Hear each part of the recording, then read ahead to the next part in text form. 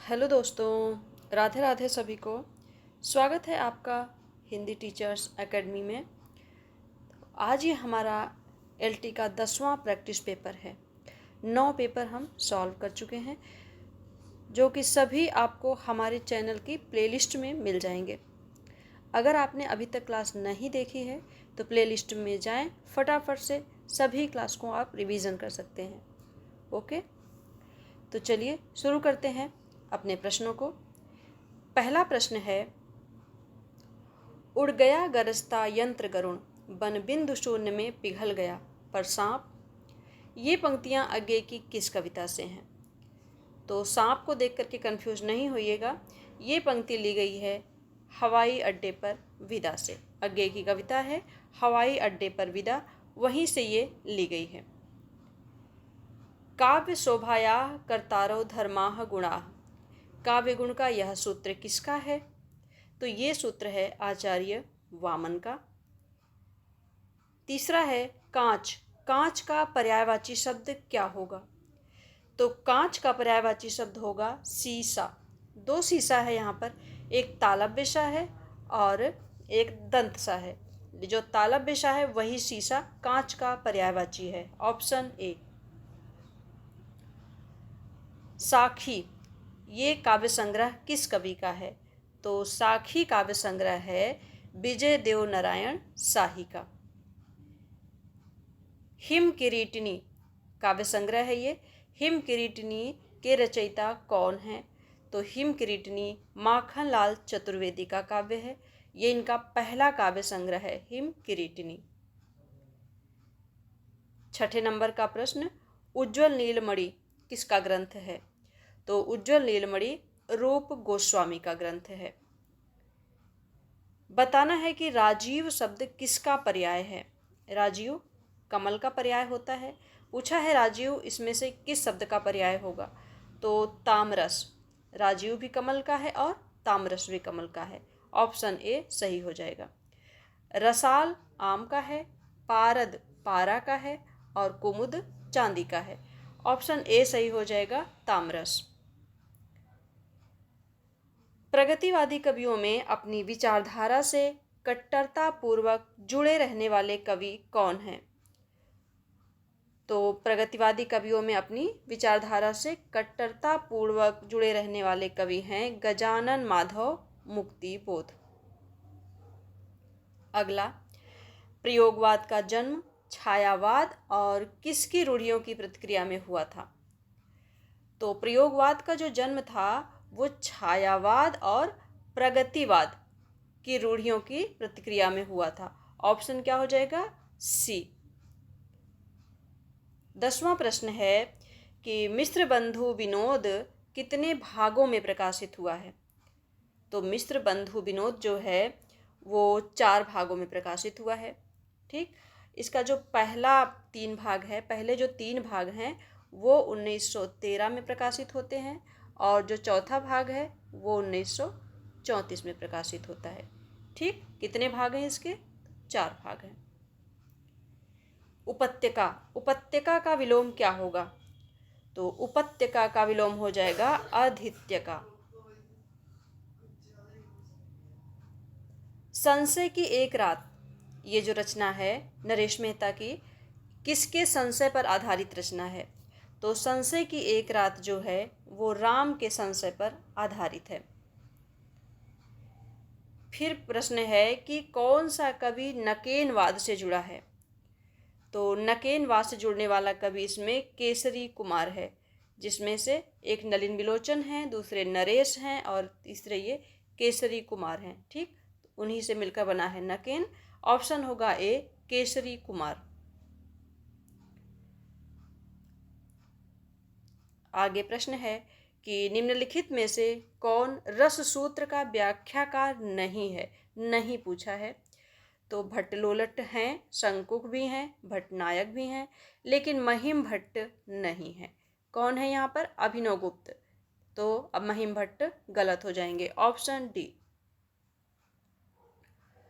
उत्थान का विलोम बताना है। उत्थान का विलोम क्या होगा? तो उत्थान का विलोम हो जाएगा पतन। जगदीश गुप्त को 1997 में किस सम्मान से विभूषित किया गया? तो जगदीश गुप्त को 1997 में भारत भारती सम्मान से विभूषित किया गया था। बताना है कि इनमें से ये जो घनाक्षरी छंद है ये कैसा छंद है, मात्रिक है, वर्णिक है या फिर आक्षरिक है? तो घनाक्षरी छंद वर्णिक छंद है।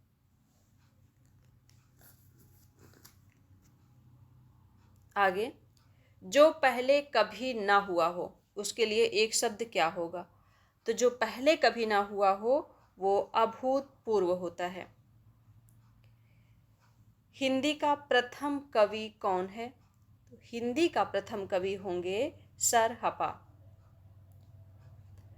फिर बताएंगे कि हरि शब्द का चतुर्थी एक वचन का सही रूप क्या है? हरि शब्द का चतुर्थी एक वचन तो क्या होगा? हरये। बताना है कि बकरी नाटक के रचयिता कौन है? तो बकरी नाटक लिखा था सर्वेश्वर दयाल सक्सेना ने। अनुष्टुप क्या है? छंद है, अलंकार है, रस है या गुण है? तो अनुष्टुप जो है वो एक छंद है। बताएंगे कि जो पूजा के योग्य हो उसे क्या कहा जाएगा? तो जो पूजा के योग्य हो उसे पूज्य कहा जाएगा। पूजनीय भी कहा जा सकता है, लेकिन यहाँ पर पूजनीय गलत लिखा हुआ है। ठीक, यहाँ पर पूजनीय लिखा हुआ है, गलत है। पूजनीय लिखा ये भी गलत है और पूजनीय ये भी गलत है। तो ऑप्शन क्या बनेगा? बी, पूज्य। जो पूजा के योग्य हो, पूज्य। पुरानी हिंदी ग्रंथ के लेखक कौन है? तो पुरानी हिंदी किसने लिखा? चंद्रधर शर्मा गुलेरी जी ने। आगे कुछ एकांकी नाटक हैं और नाटककारों के साथ सुमेलित करना है।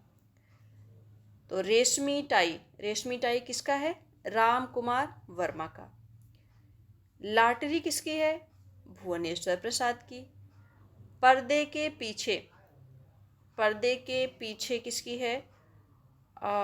उदय शंकर भट्ट की। रीढ़ की हड्डी जगदीश चंद्र माथुर की। ऑप्शन क्या बन रहा है? ऑप्शन बन रहा है 4, 2, 1 और 5। Option B. ठीक, 4, 2, 1, 5। आगे है कि कनक कनकते 100 गुनी मादकता अधिकाय कौन सा अलंकार होगा? तो इसमें हो जाएगा यमक अलंकार। जिसके समान दूसरा ना हो उसे क्या कहेंगे? जिसके समान दूसरा ना हो वो हो जाएगा अद्वितीय। निम्नलिखित रचनाओं को उनके रचनाकारों के साथ सुमेलित करना है। तो बताएंगे रचनाओं के रचनाकार। प्रबंध चिंतामणि किसका है? मेरुतुंग का। रणमल्ल छंद श्रीधर का। जयचंद प्रकाश भट्ट केदार का। और जयमयंक जसचंद्रिका मधुकर कवि। ऑप्शन क्या बनेगा? 2, 1, 4, 3। 2, 1, 4, 3 ऑप्शन ए।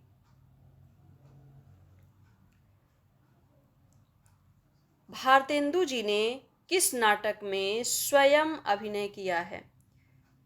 तो जानकी मंगल नाटक में भारतेंदु जी ने स्वयं अभिनय किया है।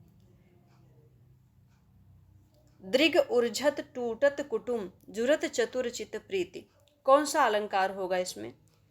तो दृग उर्झत टूटत कुटुम जुरत चतुर चित प्रीति इसमें हो जाएगा असंगति अलंकार। लोकोक्ति को बताना है कि इनमें से कौन सी लोकोक्ति है। अंधे की लकड़ी होना, 9, 2, 11 होना, गले पड़ना या फिर अधजल गगरी छलकत जाए। तो लोकोक्ति हो जाएगी अधजल गगरी छलकत जाए। ठीक, ये लोकोक्ति है। बाकी तीनों मुहावरे हैं।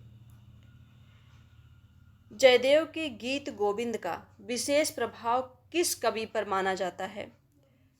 तो जयदेव का जो गीत गोविंद है इसका विशेष प्रभाव माना जाता है विद्यापति पर। हिंदी का प्रथम मौलिक नाटक बताना है। हिंदी का प्रथम मौलिक नाटक कौन सा है? तो आनंद रघुनंदन। महाराज विश्वनाथ सिंह का है ये आनंद रघुनंदन, हिंदी का प्रथम मौलिक नाटक है। आगे बताना है कि अलंकार के संदर्भ में मानवीकरण से क्या अभिप्राय है। जो मानवीकरण अलंकार होता है उसका अभिप्राय क्या है? तो उसका अभिप्राय है वह अलंकार जिसमें भावनाओं में मानव गुण व कार्य का आरोप किया जाए, वहां पर मानवीकरण अलंकार हो जाता है। आकाश पाताल एक करना, ये मुहावरा किस अर्थ में प्रयुक्त होता है? तो आकाश पाताल एक करना ये होता है मुहावरा बहुत भारी प्रयास करना। अब आते हैं 36 नंबर के प्रश्न पर कि कबीर किस शासक के समकालीन थे? तो सिकंदर लोदी के थे। हिंदी का पहला प्रतीक धर्मी नाटक कौन सा है? तो प्रसाद का कामना नाटक है।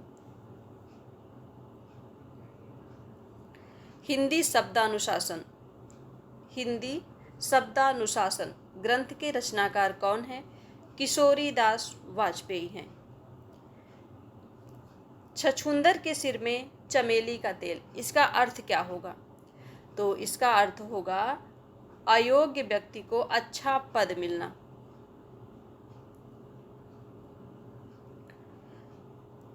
आगे निम्नलिखित में से संत काव्य परंपरा के अंतर्गत न आने वाले कवि का नाम क्या है?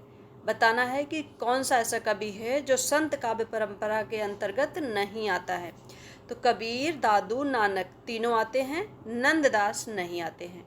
ये अष्टछाप के कवि हैं, कृष्ण काव्य धारा में आते हैं ये। अगला प्रश्न है रसज्ञ रंजन किस प्रसिद्ध निबंधकार की कृति है? तो रसज्ञ रंजन आचार्य महावीर प्रसाद द्विवेदी की रचना है। संघ की राजभाषा हिंदी और लिपि देवनागरी होगी। यह संविधान के किस अनुच्छेद में वर्णित है? तो ये वर्णित है अनुच्छेद 343 में। भवभूति की रचना का नाम बताना है। भवभूति की रचना का नाम उत्तर रामचरितम है। संत हृदय नवनीत समाना, ये किसकी उक्ति है? तो संत हृदय नवनीत समाना ये उक्ति है तुलसीदास की। अशोक के फूल निबंध किसके द्वारा रचित है? तो अशोक के फूल ये लिखा है हजारी प्रसाद द्विवेदी ने। ठीक, 1948 ईस्वी में प्रकाशित हुआ। लेखक हैं हजारी प्रसाद द्विवेदी। किसी सीमित क्षेत्र में बोली जाने वाली स्थानीय भाषा को क्या कहते हैं? तो सीमित क्षेत्र में जो बोले जाने वाली स्थानीय भाषा है उसे कहते हैं बोली। अगला मालविकाग्नि मित्रम नाटक के लेखक का नाम बताना है। तो मालविकाग्नि मित्रम नाटक लिखा कालिदास ने। भक्तिकालीन सूफी काव्यधारा की विशेषताओं के संदर्भ में निम्नलिखित में से एक विशेषता गलत है, उस गलत विशेषता को चुनिए। इस काव्यधारा के सभी कवि मुसलमान तथा विदेशी थे, या इस काव्यधारा के सभी कवियों ने हिंदू प्रेमी प्रेमिकाओं की प्रेम कथा का काव्यात्मक चित्रण प्रस्तुत किया, या फिर इस काव्यधारा के कवियों ने अवधी एवं राजस्थानी में रचनाएं की, या इस काव्यधारा के कवियों ने सिर्फ प्रबंध काव्य ही लिखे। तो इन्होंने सिर्फ प्रबंध काव्य लिखे, इन्होंने अवधी और राजस्थानी में रचनाएं भी की, और इन लोगों ने हिंदू प्रेमी प्रेमिकाओं की कथाओं का प्रेम कथा का चित्रण किया था। लेकिन गलत क्या है? इस काव्यधारा के सभी कवि मुसलमान तथा विदेशी नहीं थे, कुछ इसमें हिंदू भी थे। अगला है 49 नंबर का प्रश्न। प्रकाशन वर्ष के अनुसार निबंध संग्रहों का सही अनुक्रम बताना है। तो प्रगति और परंपरा किसका है? रामविलास शर्मा का है। ये कब आता है? 1949 में। अंगद की नियति ये है विद्यानिवास मिश्र का, इसका प्रकाशन होता है 1952 1984 में। अद्यतन आगे का 1977 में। ठीक, एक मिनट, 1977 में। यत्र तत्र सर्वत्र, ये शरद जोशी का निबंध है, ये आता है 2000 में। तो ऑप्शन क्या बनेगा हमारा? प्रगति और परंपरा, अद्यतन, अंगद की नियति, यत्र तत्र सर्वत्र, ऑप्शन डी। आगे बताएंगे कि पंजाबी की लिपि क्या है। तो पंजाबी की लिपि है गुरुमुखी। बृहत्त्रयी में कौन सा महाकाव्य नहीं आता है? तो बृहत्त्रयी में की, सी, नई, ये तीनों तो आ जाएंगे, की, सी, नई, लेकिन कुमार संभोम नहीं आएगा, ये लघुत्रयी में आता है। सूफी काव्य पद्धति का अंतिम ग्रंथ कौन सा है? तो सूफी काव्य पद्धति का अंतिम ग्रंथ है इंद्रावती। आगे प्रश्न है कि विश्व का प्रथम उपन्यास किसे माना जाता है? विश्व का प्रथम उपन्यास माना जाता है कादम्बरी को। पूर्वी हिंदी की बोलियों का विकास किस अपभ्रंश से हुआ है? तो पूर्वी हिंदी की बोलियों का विकास हुआ है अर्धमागधी अपभ्रंश से। बताएंगे कि कला परिच्छेद किसने लिखा? तो कला परिच्छेद रचना है दंडी की। पद्मावत के अनुच्छेदों का क्या नाम है? पद्मावत के अनुच्छेदों को क्या कहते हैं? खंड कहते हैं। अगला, चतुरी चमार, ये उपन्यास किसका है? तो ये उपन्यास निराला जी का है। दिल्ली व मेरठ के आसपास की बोली का क्या नाम है? तो दिल्ली और मेरठ के आसपास की बोली जो है वो है खड़ी बोली। करुण के रस राजत्व का प्रतिष्ठापक कौन है? करुण के रस राजत्व का प्रतिष्ठापक ग्रंथ है उत्तर रामचरितम। स्वामी अग्रदास ये किस काव्यधारा के कवि हैं? तो स्वामी अग्रदास ये राम भक्ति काव्यधारा के कवि हैं। आगे 61 नंबर पर आते हैं। पूछा है कि निम्नलिखित उपन्यासकारों को उनके उपन्यासों के साथ सुमेलित कीजिए।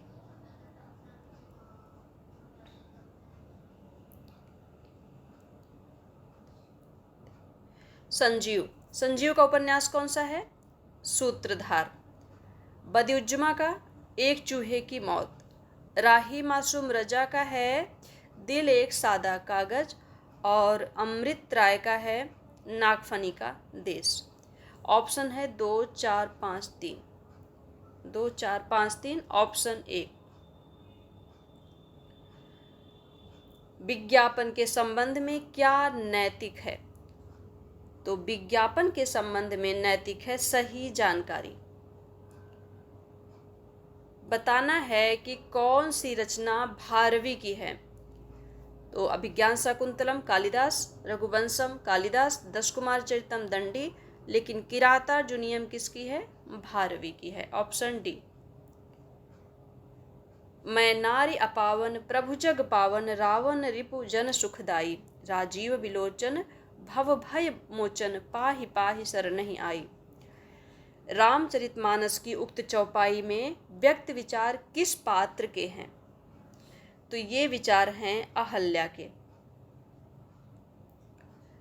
शेखर जोशी की रचना बतानी है, किसमें से शेखर जोशी की कौन सी रचना है?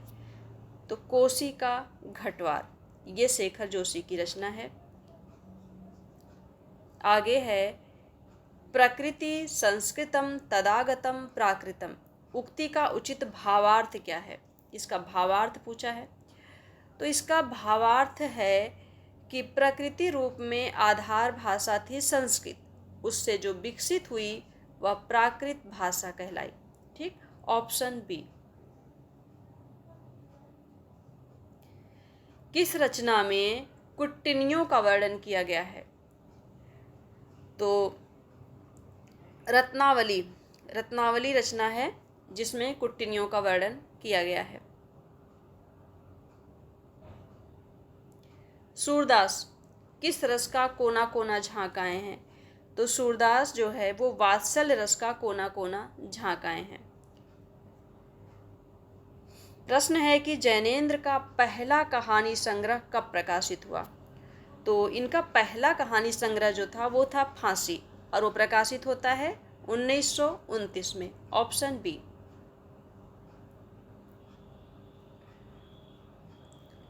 सत्तर नंबर का प्रश्न है कि अनेक संशोधन कमीशनों के प्रयासों के बावजूद देवनागरी लिपि परिपूर्णता नहीं पा सकी है अपनी मूल प्रकृति के किस कारण से?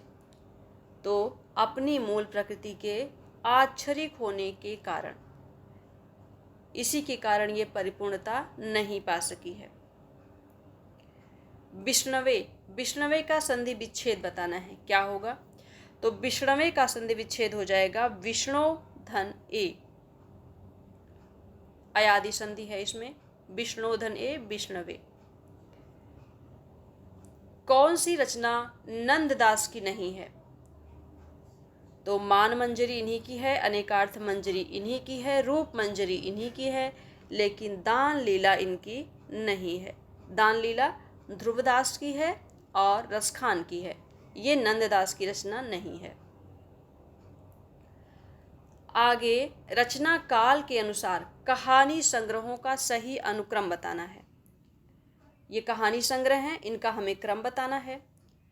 तो एक धनी व्यक्ति का बयान किसका है? ये अमरकांत का है। प्रकाशन होता है 1997 में। फिर ये तेरे प्रतिरूप अज्ञे का है 1961 में। फिर भूख के 3 दिन यशपाल का, ये 1968 में। और सतह से उठता आदमी मुक्तिबोध की कहानी है, इसका प्रकाशन होता है 1971 में। तो पहले कौन सा आ रहा है? पहले आ रहा है ये तेरे प्रतिरूप, उसके बाद भूख के 3 दिन 1968। ऑप्शन सी, ये तेरे प्रतिरूप 1961, भूख के 3 दिन 1968, एक धनी व्यक्ति का बयान, नहीं ये गलत है, ये नहीं होगा। ऑप्शन होगा डी, ये तेरे प्रतिरूप 1961 में, भूख के 3 दिन 1968 में, सतह से उठता आदमी 1971, एक धनी व्यक्ति का बयान 1997। Option D. नाक रगड़ना मुहावरे का अर्थ क्या होगा? तो नाक रगड़ना मुहावरे का अर्थ होगा माफी मांगना। उड्डयनम, उड्डयनम का संधि विच्छेद बताना है, क्या होगा? तो उड्डयनम का संधि विच्छेद हो जाएगा उत्धन डयनम। त का ड हो रहा है, उड्डयनम, ये व्यंजन संधि है। लोग हैं लाग कवित्त बनावत, मोहित मेरे कवित्त बनावत, इस काव्य पंक्ति के रचयिता का नाम क्या है? तो ये पंक्ति है घनानंद की। गांधी जी की जीवनी महात्मा गांधी, महात्मा गांधी नाम से जीवनी किसने लिखी? तो महात्मा गांधी नाम से जीवनी लिखी रामचंद्र वर्मा ने।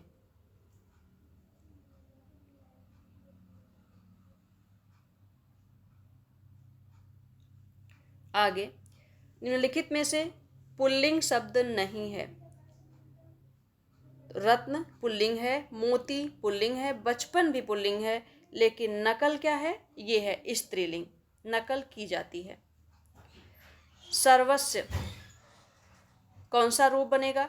तो सर्वस्व जो है वो षष्ठी रूप बनेगा। सर्वस्व सर्वयोः सर्वेषां, क्या है ये? षष्ठी विभक्ति का है। बताना है कि रीति मुक्त कवि कौन सा नहीं है। रीति मुक्त घनानंद हैं, बोधा भी हैं, ठाकुर भी हैं, लेकिन जसवंत सिंह रीति मुक्त कवि नहीं है। अगला बकरी विलाप, ये किसकी काव्य कृति है? तो बकरी विलाप भारतेंदु हरिश्चंद्र का काव्य है।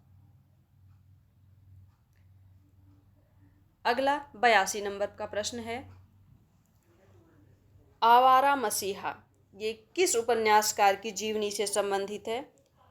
तो आवारा मसीहा जो है ये शरद चंद्र की जीवनी से संबंधित है। विष्णु प्रभाकर लेखक हैं, लिखा किस पर है? शरद चंद्र पर।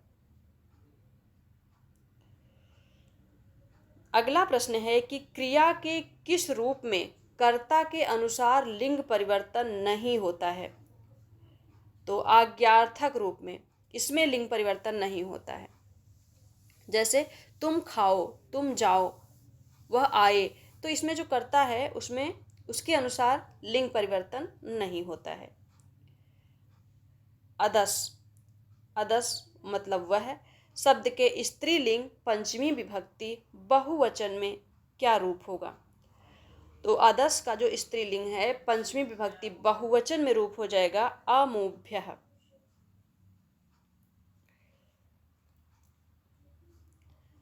किस लेखिका ने पशु पक्षियों पर केंद्रित रचना की है? तो महादेवी वर्मा ने पशु पक्षियों पर रचना की है, जो मेरा परिवार नाम से चर्चित है। मुड़ मुड़ कर देखता हूँ, ये किसकी आत्मकथा है? तो मुड़ मुड़ कर देखता हूँ आत्मकथा राजेंद्र यादव की है। यदि छोटा अ या बड़ा अ के बाद छोटी ई या बड़ी ई आए तो दोनों मिलकर ए हो जाते हैं। यह स्वर संधि कौन सी कहलाती है? तो ये कहलाती है गुण स्वर संधि। अ और ई मिलकर के ए बने तो क्या होगा? गुण स्वर संधि। देवदत्ताय रोचते मोदकः स्वदते च, क्या है ये? अनूपः। उपयुक्त वाक्य प्रीयमाणः कः वर्तते, तो इसका हो जाएगा देवदत्तः। सैरंध्री, सैरंध्री के रचनाकार कौन है? तो सैरंध्री के रचनाकार हैं मैथिली शरण गुप्त जी। कौन सा रेखा चित्र महादेवी वर्मा का नहीं है? तो अतीत के चलचित्र, स्मृति की रेखाएं, पथ के साथी, मंटो मेरा दुश्मन। मंटो मेरा दुश्मन इनका नहीं है, बल्कि पथ के साथी संस्मरण में आता है, लेकिन अभी यहाँ पर इनकी तीनों रचनाएं हैं, एक अलग है तो हम डी ही लगाएंगे। लेकिन अगर यहाँ पर इन्हीं की चारों रचनाएं देकर के पूछा जाए तो पथ के साथी को हम लगाएंगे क्योंकि ये इनका संस्मरण है, ठीक। लेकिन यहाँ पर ऑप्शन बनेगा हमारा डी, मंटो मेरा दुश्मन। किस शब्द में विसर्ग संधि है? विसर्ग संधि किस में है? मतैक्यम, नहीं, स्वर संधि है। महौषधि, इसमें भी स्वर संधि है। वृद्धि संधि, इसमें भी वृद्धि संधि। तरोस छाया, इसी में है विसर्ग संधि। तरु धन छाया, तरोस छाया। विष्णु में अयादि संधि है, तो ऑप्शन क्या बनेगा? सी, तरोस छाया में विसर्ग संधि है। अगला है अरण्ये गतः वृक्षे स्थितः अपि चोरम दृष्ट्वा व्याघ्रात् बिभेति। इस वाक्य में किस कारक में कस्य कारक सूत्रस्य प्रवृत्तिरस्ति? कौन सा इसमें सूत्र लगाया गया है? तो इसमें हो जाएगा भीत्रार्थानाम भय हेतु, इसी से इसमें पंचमी हुई है। मैथिली शरण गुप्त की प्रतिभा का विकास सर्वाधिक किस साहित्य रूप में देखने को मिलता है? तो मैथिली शरण गुप्त की प्रतिभा का विकास जो है वो प्रबंधकार के रूप में सर्वाधिक देखने को मिलता है। सही युग्म का चयन कीजिए। क्या विलायत यात्रा भगवत शरण उपाध्याय की है? तूफानों के बीच देवेंद्र सत्यार्थी की है? नहीं। हिमालय यात्रा बेनीपुरी की है? नहीं। आखिरी चट्टान मोहन राकेश की? हाँ, ऑप्शन डी सही हो जाएगा। अगला है उज्ज्वल। उज्ज्वल में प्रयुक्त संधि क्या है? तो उज्ज्वल में हो जाएगी व्यंजन संधि, उत धन ज्वल उज्ज्वल। यस्य च भावेन भाव लक्षणम, ये सूत्र किस कारक का है? तो यस्य च भावेन भाव लक्षणम, ये अधिकरण कारक का सूत्र है। आगे कथन दिए गए हैं, बताना है इसमें से एक कथन कौन सा गलत है। कामायनी प्रसाद द्वारा लिखा गया महाकाव्य है, सही है। आंसू प्रसाद द्वारा रचित खंडकाव्य है, सही है।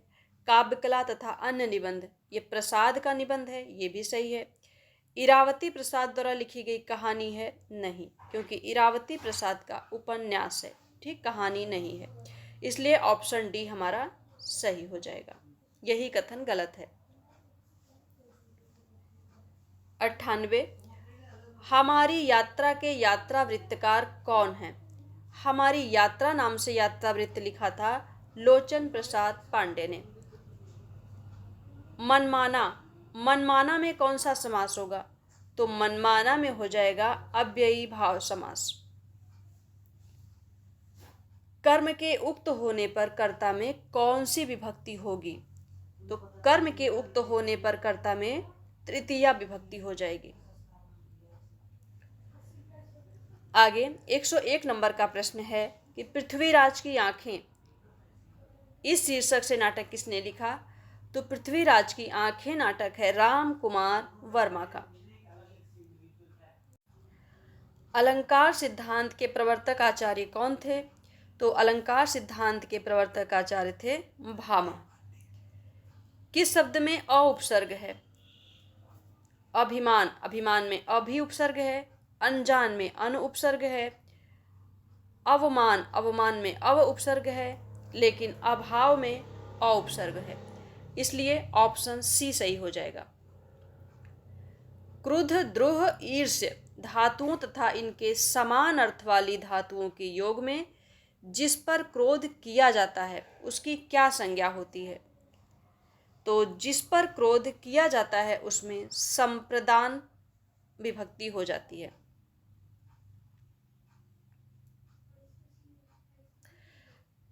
बताना है कि कौन सा युग्म सही नहीं है।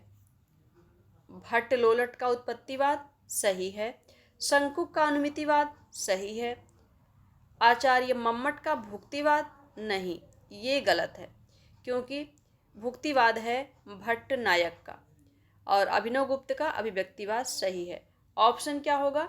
सी। नीलोत्पलम, नीलोत्पलम में कौन सा समास है? तो जहां विशेषण और विशेष्य हो वहां पर कर्मधारय होता है। Option A कर्मधारय। बालकाय मोदकाह रोचन्ते, बालक की संप्रदान संज्ञा किस सूत्र से है? तो सूत्र होगा रुच्यर्थानाम प्रियमाणः। जहां पर रुचि हो, रुच्यर्थानाम प्रियमाणः, इसी से इसमें संप्रदान संज्ञा हुई है। आगे है कि निम्नलिखित संप्रदायों को उनके आचार्यों के साथ सुमेलित करना है। औचित्य, वक्रोक्ति और ध्वनि रस। तो औचित्य किसका है? क्षेमेंद्र का। और वक्रोक्ति कुंतक का। 4, 5 ध्वनि आनंदवर्धन का और रस भरत मुनि का। 4, 5, 2, 1। ऑप्शन क्या होगा? डी। अगला है इनमें से कौन सा शब्द वर्तनी की दृष्टि से शुद्ध है? तो वर्तनी की दृष्टि से शुद्ध हो जाएगा आशीर्वाद। Option C. अपादान कारक मूलतः कहाँ प्रयुक्त होता है? तो अपादान कारक मूलतः वियोग के अर्थ में प्रयुक्त होता है। भक्ति को रस रूप में प्रतिष्ठित कराने वाले आचार्य कौन है? तो भक्ति को रस रूप में जिसने प्रतिष्ठित किया वो हैं रूप गोस्वामी। उपसर्ग से संबंधित सूत्र बताना है। कौन सा है? प्रादयः, ये उपसर्ग का सूत्र है। संबोधने च, इस सूत्र से कौन सी विभक्ति होती है? तो संबोधने च सूत्र से प्रथमा विभक्ति होती है। आगे बताना है कि रस सूत्र के व्याख्याता कौन है? रस सूत्र के व्याख्याता हैं ऑप्शन बी भट्टलोलट, शंकुक, भट्टनायक और अभिनवगुप्त। अगला है कि अधोलिखित शब्दों में से किस शब्द में तत्पुरुष समास है? तो पराधीन, पराधीन में हो जाएगा तत्पुरुष समास। अस्मत् शब्द के पंचमी विभक्ति में दिए हुए रूपों में गलत कौन सा है? पंचमी विभक्ति में के 3 दिए गए हैं, इसमें से गलत कौन सा है? तो गलत हो जाएगा इसमें से असमभ्यम। ये मत अवाभ्याम अस्मत्, पंचमी का रूप होता है मत अवाभ्याम और अस्मत्, ये असमभ्यम गलत है। निम्न में से अशुद्ध वाक्य बताना है। पुस्तक मेज पर रखी है, सही है। कच्चे तेल की कीमत घट गया है, यह मेरे सपनों का है। कानपुर भारत की औद्योगिक राजधानी है। तो ए भी सही है, सी भी सही है और डी भी सही है, लेकिन गलत क्या है? कच्चे तेल की कीमत घट गया है, बल्कि इसका होगा कच्चे तेल की कीमत घट गई है। ठीक, ऑप्शन हो जाएगा हमारा बी। 118 नंबर में पूछा है कि उदिते पद्मम विकसति से पूर्व रिक्त स्थान में उचित पद क्या होगा? किसके उदय होने पर कमल खिलता है? तो इसमें हो जाएगा सूर्य। सूर्ये उदिते पद्मम विकसति। गंगा का एक नाम क्या है? गंगा का एक और नाम क्या है? विष्णुपदी। हंससुता तो यमुना का है, विष्णुपदी गंगा का नाम है।